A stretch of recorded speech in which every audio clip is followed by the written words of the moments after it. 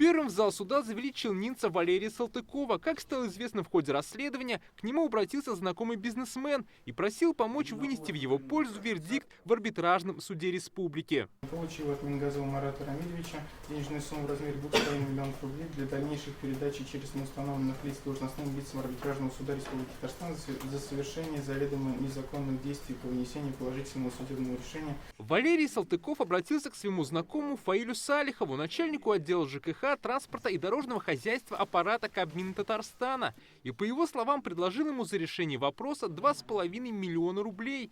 Салихов должен был передать их судье, однако оказалось, его знакомый судья арбитражного суда умер. Намерения у меня кому-то дать взятки и так далее не было, потому что я сказал, да я попробую, я не могу, Валер, тебе отказать не могу, но потом позвонил, но человека оказалось, я говорю, единственный человек, кого знаю, позвонил, что его не оказалось. Позвонил ему, сказал, все, я не могу решить этот вопрос, забери свои деньги. Как рассказали в суде, Фаиль Салихов вернул деньги Валерию Салтыкову, а тот не стал их возвращать бизнесмену и купил на эти средства автомобиль.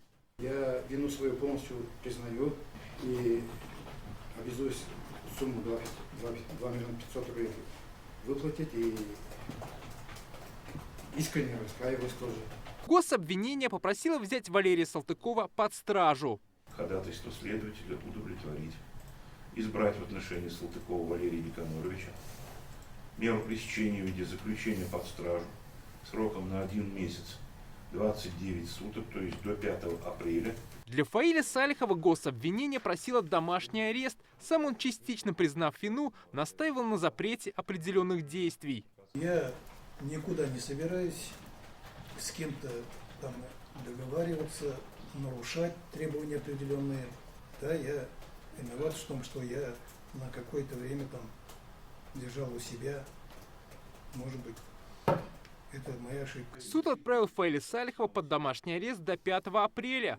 По статье «Посредничество во взяточничестве в особо крупном размере» грозит от 7 до 12 лет лишения свободы.